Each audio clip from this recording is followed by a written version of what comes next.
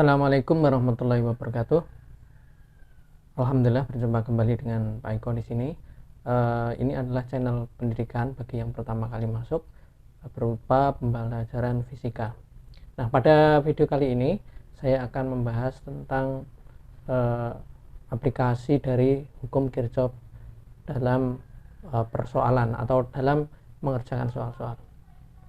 Jadi silakan disimak videonya. Baiklah, kita lanjutkan sesuai sekalian pembahasan tentang hukum Kirchhoff. Jadi ini akan diulang lebih lebih lengkap pembahasan soal-soal terkait dengan hukum Kirchhoff yang kedua.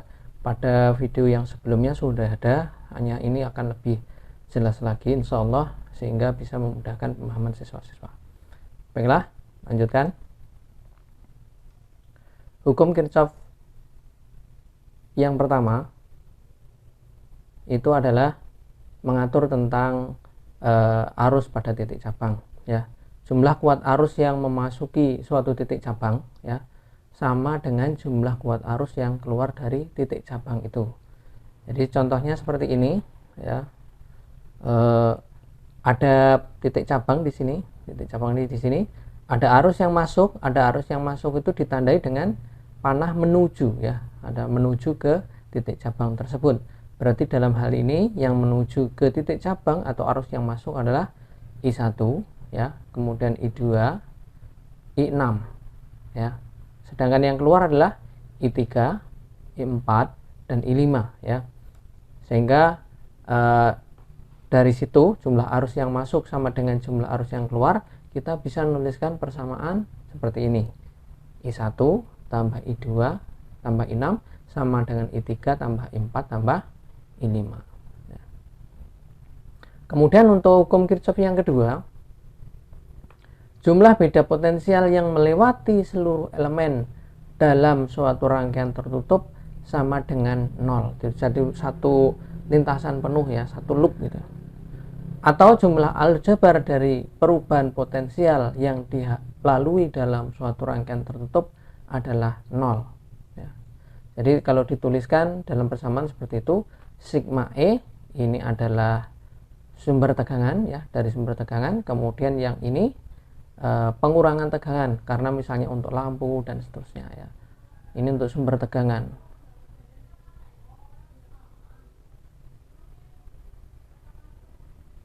Ini sumber tegangan. Kalau ini adalah pengurangan, ya, akibat penggunaan alat listrik, ya. Pengurangan misalnya lampu, ya, alat listrik yang lain, tip dan seterusnya. Nah, kemudian yang penting di sini adalah perjanjian tanda, ya. Yang ini adalah perjanjian tanda yang umum, ada juga yang beda, ya. Tapi nanti kalau kita ikuti perjanjian tanda ini, maka dalam mengerjakan soal terus ikuti yang ini. Jangan dicampur-campur, nanti tidak matching, ya.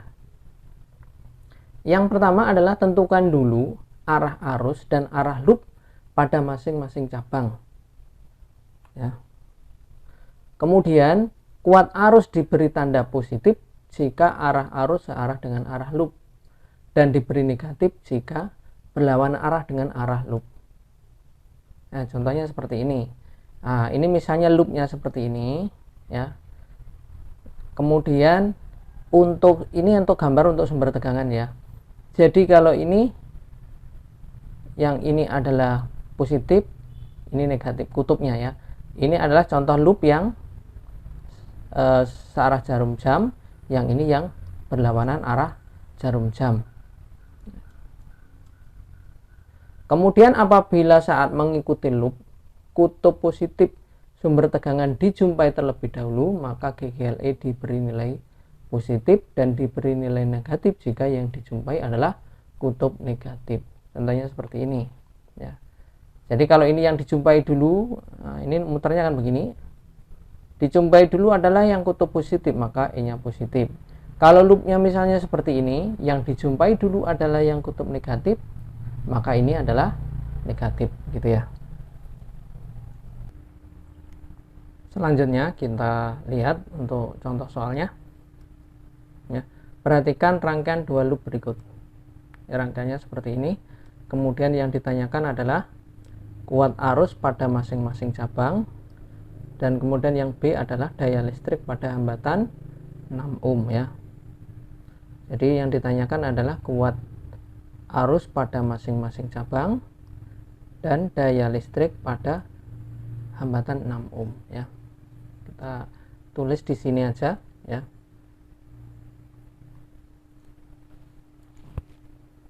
Dari sini ya kita bisa menuliskan persamaannya pada titik cabang ya. Pada setiap titik cabang itu berlaku hukum Kirchhoff yang pertama. Untuk itu kita kasih nama dulu titiknya. Ini misalnya titik A, ini titik B, ini titik C, ini titik D, ini titik E, ini titik F ya. Sekarang ini pada titik cabang.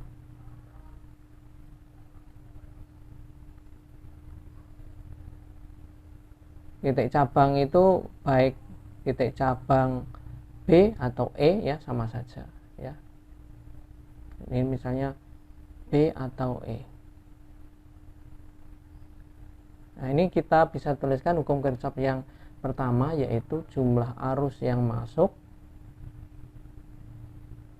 sama dengan jumlah arus yang keluar. Gitu ya.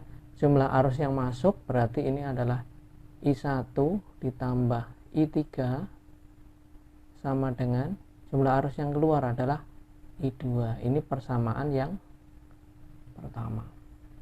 Ya. Sekarang kita lanjut pada loop.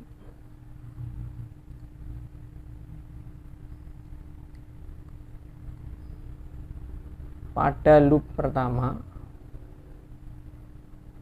ya, loop pertama itu yang ini saya mulai dari titik A ya. Titik A, kemudian ke B, menuju ke E, menuju ke F, kembali lagi ke A. Jadi jalurnya ini ya, A, B, E, F, A ya. Kita tuliskan hukum Kirchhoff yang kedua, yaitu sigma E ditambah sigma I kali R sama dengan R to R totalnya ya, sama dengan 0. Kita masukkan dari titik A, arusnya ke kanan, loopnya ke kanan, berarti positif ya. Berarti I1 dikalikan hambatan yang ada di sini adalah 1 ohm. Kemudian ini arusnya ke bawah, loopnya juga ke bawah begini, berarti masih positif ya. Arusnya adalah I2 dikalikan dengan hambatannya 6 ohm. Turun ke sini, ini arusnya I1. Kenapa I1? Karena dari titik cabang ke titik cabang itu arusnya adalah sama ya. Jadi ini I1 ditambah dengan I1 dikalikan hambatannya di sini adalah setengah ohm. Kemudian ditambah lagi di sini ada hambatan dalam, berarti tambah I1 dikalikan setengah. Terus yang dijumpai ini hambatan itu selain memiliki tegangan juga punya hambatan dalam ini tadi. Sekarang tegangannya adalah 4. Tapi yang dijumpai dulu ini adalah kutub negatif, berarti ini min 4 sama dengan 0 ya. Kita jumlahkan 1 tambah setengah, berarti kan 2 I1, kemudian I2 nya hanya 1 ditambah 6 I2 sama dengan 4 ya, gitu. Kemudian ini kita sederhanakan, I1 ditambah 3 I2 sama dengan 2. Ini persamaan yang kedua gitu. Kemudian pada loop yang kedua yang sebelah kanan ya, kita bisa tuliskan lagi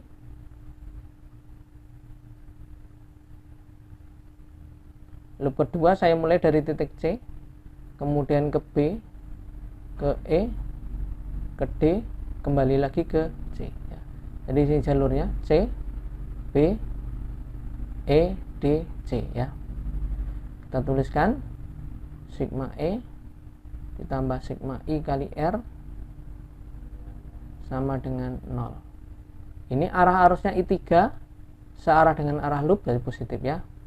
I3 dikalikan hambatannya adalah 2,5, kemudian ditambah lagi dengan 6 I2 ya, I2 dikalikan 6 sama saja, I kali R nya 6, kemudian ditambah lagi I3 dikalikan setengah ya, kemudian dijumpai kutub negatif ya, berarti min 2 sama dengan 0. Dicek ini ada berapa, ini ada komponennya 1 2 3 4 ya, 1 2 3 4 sudah betul. Kalau yang sebelah kiri tadi loop 1 1 2 3 4 5 ya, 1 2 3 4 5 gitu ya. Masukkan sekarang I3 2,5 dengan setengah berarti kan 3 I3 ditambah 6 I2 sama dengan 2 ya. Ini kita dapatkan persamaan 3 ya. Saya catat dulu itu persamaan untuk loop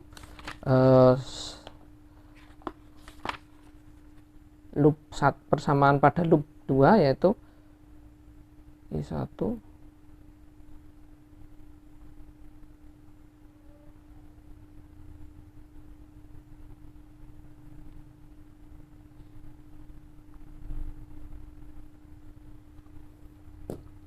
kemudian persamaan 2 ini nanti kita substitusi ya, kita substitusi. Lanjut di slide berikutnya, saya tulis ulang untuk I1 nya tadi pada loop 1 yaitu I1 ditambah 3 I2 sama dengan 2. Kemudian pada loop 2 3 I3 ditambah 6 I2 6 I2 sama dengan 2 juga.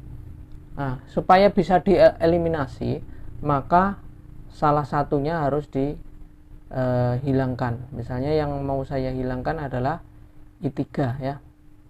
I3 itu dari sini kalau kita tuliskan I3 itu sama dengan I2 dikurangi I1 ya, dari sini kan I3 ditambah I1 sama dengan I2, berarti I3 sama dengan I2 dikurangi I1. Masukkan di sini jadinya 3 dikalikan min I1 ditambah 6 I2 sama dengan 2. Nah, ini tadi maaf, ini saya tulis persamaan 2. Nah, begini. Ini 3 I2 min 3 I1. Maaf nulis.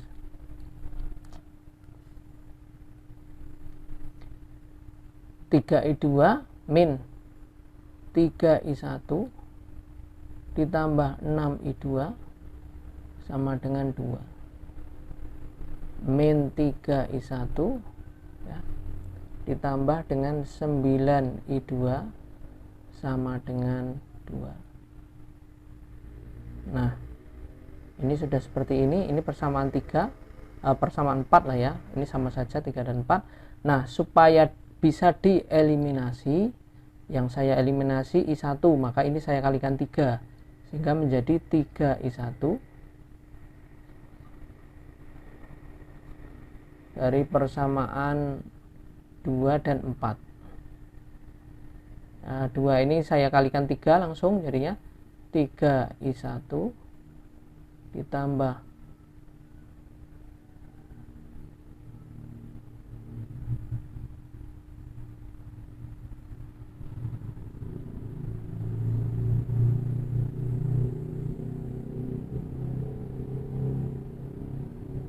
9 I2 sama dengan ini tadi dikalikan 3 ya, sebentar.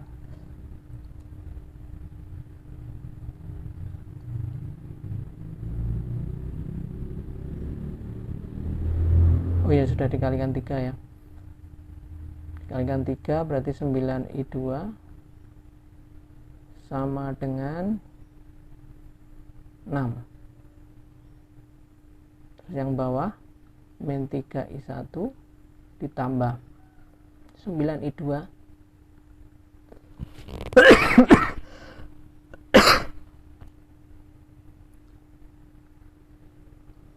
ini ditambah supaya ini 0, supaya hilang. Ini adalah 18i2 sama dengan 8. Berarti i2 nya sama dengan 8 per 18 sama dengan 4 per, ini bagi 2 ya, 4 per 9. Nah sekarang kita masukkan untuk i1 nya bagaimana. Pakai yang sederhana, pakai persamaan yang ini, 2 ini aja, yang sebelum dikalikan. Berarti untuk i1, nah tulisnya i1 tambah 3i2 sama dengan 2. Berarti i1 ditambah 3 dikalikan i2 nya 4 per 9 sama dengan 2. i1 ditambah, ini berarti 4 per 3 ya, 4 per 3 sama dengan 2. Berarti i1 nya sama dengan 2 min 4 per 3, atau ini 6 per 3 min 4 per 3. Jadi berapa? Sama dengan 2 per 3. Kalau dijadikan ini sama juga dengan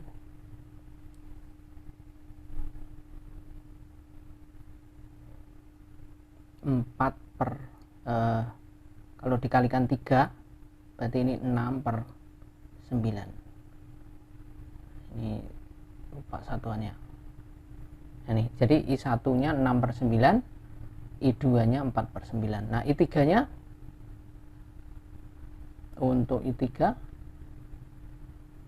sama dengan i2 4 per 9 dikurangi dengan 6 per 9, berarti min 2 per 9 ampere. Berarti ini yang arah pengandaiannya yang salah ya, tapi tidak berarti harus dikerjakan ulang, itu sudah betul ya.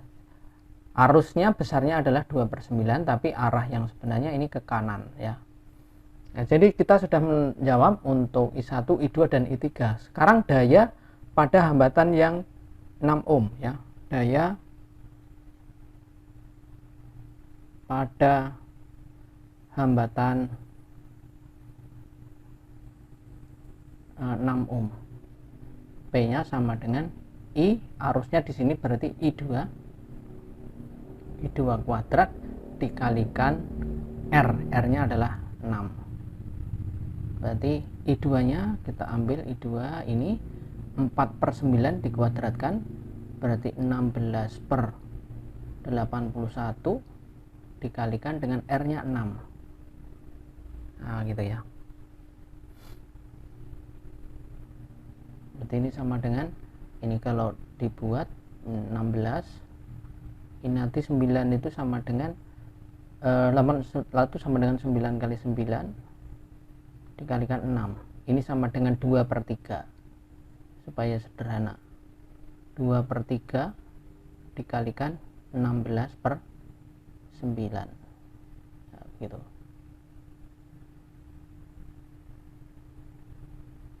Jadi sama dengan 32 per 9 kali 3 27. Nah ini dayanya seperti ini. Jadi begitu siswa sekalian cara mengerjakannya ya. Mudah-mudahan bisa dimengerti ya.